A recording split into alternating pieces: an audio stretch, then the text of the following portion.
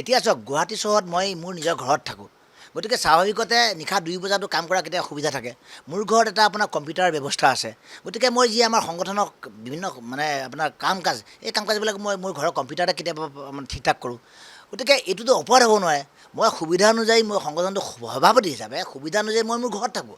কিন্তু এতিয়া যিসকলে কৈছে যে মই ঘৰৰ পৰা কাম কাজ কৰোঁ, তেওঁলোকে ক'ৰ পৰা কাম কাজ কৰে? তেওঁলোকে কেতিয়াবা আমাৰ কেন্দ্ৰীয় কাৰ্যালয় ডক্টৰ বি.আৰ. আম্বেদকাৰত আহি পাইছে নেকি? তেওঁলোকে কেতিয়াবা কাম কৰিবৰ বাবে ৰাজস্থানত গৈ পাইছে নেকি? তেওঁলোকে মোৰ ঘৰলৈকে মোৰ ওচৰলৈ আহে। মোৰ যিকোনো কাম কাজ সংগঠনৰ সম্পৰ্কে যিকোনো কাম কাজ কৰিবলৈ মোৰ ঘৰলৈকে আহে। তেওঁলোকে হোটেলত কিয় থাকে? Doctor B R. আম্বেদকাৰত গেষ্ট হাউচ আছে। যিসকলে এই অভিযোগ তুলিছে তেওঁলোকে গেষ্ট হাউচত নাথাকে, হোটেলে হোটেলে এ চি বতাহ খাই কিয় থাকে? অৰ্থাৎ তেওঁলোকে সংগ্ৰামৰ নামত তেওঁলোকে বিলাসিতা কৰে। মই মোৰ ঘৰতে আছোঁ। এতিয়া মোৰ ঘৰৰ পৰা আপোনাৰ আম্বেদকাৰ ভৱনলৈ 2 কিলোমিটাৰ পথ। মই আম্বেদকাৰ ভৱনলৈ যাওঁ, মই ঘৰত থাকি সুবিধা অনুযায়ী কাম কৰোঁ। গতিকে এইটোতো অপৰাধ হ'ব নোৱাৰে। মই য'ত সুবিধা অনুযায়ী মই কাম কৰাৰ মানে সুবিধা লাভ কৰোঁ তাতেই কাম কৰোঁ। সেইটো কিবা অপৰাধ নেকি বাৰু কওকচোন? সেইটো অপৰাধ হ'ব নোৱাৰে। মই সেইটো কথাই কৈছোঁ যে মোৰ ঘৰত ট্ৰাংক থাকিবলৈ মোৰতো ব্যক্তিগত ট্ৰাংক থাকেই, আৰু সভাপতি হিচাপে বিভিন্ন সময়ত যি কাম কাজ কৰোঁ, কিন্তু নথি পত্ৰ কিছুমান মোৰ ঘৰত থাকিবই স্বাভাৱিকতে। মই মোৰ সুবিধা অনুযায়ী যেতিয়া ঘৰৰ পৰা কাম কৰোঁ, মোৰ ঘৰতো ট্ৰাংকত কাগজ থাকে। কিন্তু কথাটো হ'ল, যিসকলে এই অভিযোগ দিছে তেওঁলোকে কেতিয়াবা সংগঠনৰ নথি এখন তেওঁলোকে ঠিক কৰি পাইছেনে? নথি এখন তেওঁলোকে কেতিয়াবা ব্যৱহাৰ কৰি পাইছেনে? জেনেৰেল ছেক্ৰেটাৰী হৈ নথি ৰখাৰ পৰিৱৰ্তে তেওঁ যদি ধনবিধ ক'ত পাই বিচাৰি ফুৰে, সংগঠন চলিব নেকি? আচল কথাটো হ'ল, যিসকলে ইতিমধ্যে সংবাদমেলৰ জৰিয়তে ৰুবুল দাসক বহিষ্কাৰ কৰা বুলি কৈছে, তেওঁলোক নিজেই বহিষ্কৃত। এইসকলে অভিযোগ দিছে, যিসকলে 2022 চনতো আকৌ সংগঠনটো ভাঙিবলৈ চেষ্টা কৰিছিলে। এই 5জন ব্যক্তি, এই যি 5জন ব্যক্তিয়ে যোৱা 3টা দিনৰ আগতে ডিব্ৰুগড়ত এখন হঠাতে সংবাদমেল পাতি পেলাই মোৰ বিৰুদ্ধে আপোনাৰ তেওঁলোকে এটা কুৎসা ৰচনা কৰিছে। কথাটো হ'ল যে অনুসূচিত যুৱত্ব বোৰ্ডৰ যি কেন্দ্ৰীয় কাৰ্যনিৰ্বাহক, এই কেন্দ্ৰীয় কাৰ্যনিৰ্বাহকৰ পৰা 5জন ব্যক্তিয়ে নিজৰ মুনাফা আদায় কৰিব নোৱাৰে, তেওঁলোকে ইয়াৰ পৰা পলাইছে। এতিয়া কিছুমান কথা ক'বলৈ অকণমান অসুবিধাজনক, তথাপিতো কম। এই 5জন ব্যক্তিয়ে মানে আমাৰ কেওট সম্পৰ্কীয় আন্দোলনটো চলি থাকোঁতে গুৱাহাটী মহানগৰ চানমাৰীত থকা মুক্তা লজত থাকিলে, খালে, বলে, শেষত পইচা নিদি ৰাতি পলাই গুচি গ'ল। মুক্তা লজৰ মালিক পক্ষই যেতিয়া মোক এটা অভিযোগ দিলে আৰু সভাপতি যে এই অভিযোগৰ যেতিয়া প্ৰত্যুত্তৰ বিচাৰিলোঁ, তেতিয়া ৰুবুল দাস বেয়া হৈ গ'ল। হোটেলত থাকি মাছে মঙহে খাই নিশা যাপন কৰি গুৱাহাটীৰ পৰা পলাই যোৱা আমাৰ নেতাকেইটাক যেতিয়া আমি কাৰণ দেখুওৱা জাননী দিলোঁ, তেতিয়া ৰুবুল দাস বেয়া হৈ গ'ল। তেতিয়া ৰুবুল দাসৰ দুৰ্নীতি কেলেংকাৰী হ'ল, ৰুবুল দাসৰ ফাইল দেখা হ'ল। মই প্ৰত্যাহ্বান জনাই ক'ব পাৰোঁ যে অনুসূচিত জাতি যুৱস্থাপন অসমৰ সংবিধানৰ আধাৰত এই সংগঠন পৰিচালনা হয়। সভাপতি হিচাপে মোৰ দায়িত্ব, মই তাক পালন কৰোঁ।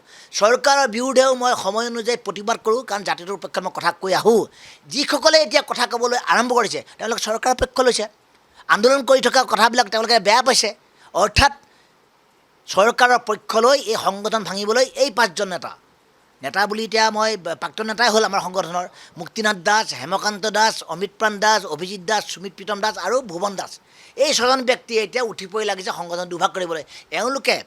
এওঁলোকে এতিয়া চৰকাৰৰ পক্ষৰ লগত বিলীন হৈ গৈছে, আৰু খুব বেছি নহয় 10,000 20,000 টকা তেওঁলোকে নিজৰ মগজবিলাক বিক্ৰী কৰি দিলে। সংগঠনে নকৰে।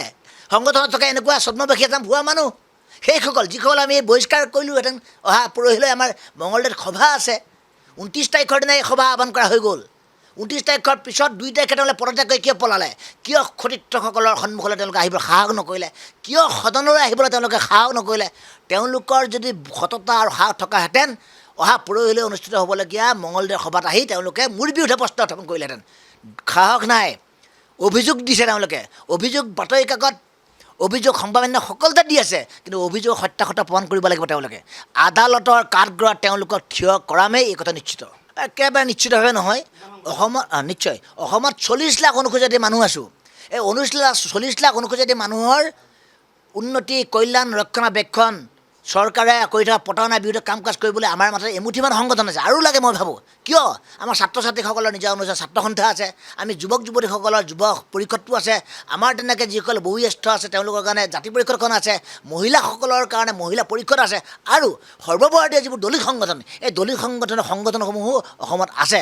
গতিকে 40 লাখ মানুহৰ উন্নয়নৰ বাবে, গণতান্ত্ৰিকভাৱে, অৰাজনৈতিকভাৱে কাম কাজ কৰিবলৈ আমি এমুঠিমান সংগঠন আছোঁ। এই এমুঠিমান সংগঠনে কাম কাজ কৰি থকাটো বেয়া হৈছে নেকি? এতিয়া এটা মই উদাহৰণ দিওঁ।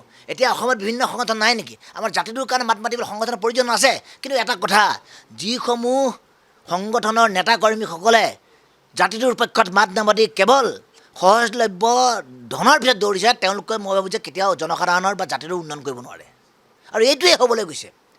যিকেইজনে ধন টকা পইচা কৰি কেৱল চান্দা তুলি পৰিয়াল পোহপাত দি আছিলে পৰ্যায়ক্ৰমে তেওঁলোকৰ ওপৰত যেতিয়া আমি ব্যৱস্থা গ্ৰহণ কৰিবলৈ আহিলোঁ তেওঁলোকে লগে লগে ৰুবুলাস বেয়া হৈ গ'ল আৰে তেওঁলোকৰ যদি বুকুত সাহস থকা হ'লে সততা থকা হ'লে তেওঁলোকে এই অনুসূচিত জাতি উপত্যাপদে সদনলৈ আহিলেহেঁতেন আৰু সদনৰ পৰা তেওঁলোকে মোৰ বিৰুদ্ধে প্ৰতিবাদ কৰিলেহেঁতেন কিয় নোৱাৰিলে কিয় তেওঁলোকে চোৰৰ দৰে পলাই গৈ ডিব্ৰুগড়ত মনে মনে এখন প্ৰেছ মিট পাতিবলগীয়া হ'ল অসমৰ কোনো এজন সদস্য কোনো জিলা সমিতি তেওঁলোকৰ লগত নাই অহা পৰহিলৈ মঙলদৈ অনুষ্ঠিত হ'বলগীয়া আমাৰ কেন্দ্ৰীয় বিশেষ সাধাৰণ সভাত সকলোৰে বিষয়ে আলোচনা বিলোচনাৰ অন্তত আমি ইয়াৰ সংবাদমেলৰ জৰিয়তে গোটেই বিষয়বিলাক স্পষ্ট কৰি দিম যিকোনো খবৰৰ বাবে যোগাযোগ কৰক 7099017330 লগতে 7099017110 নম্বৰত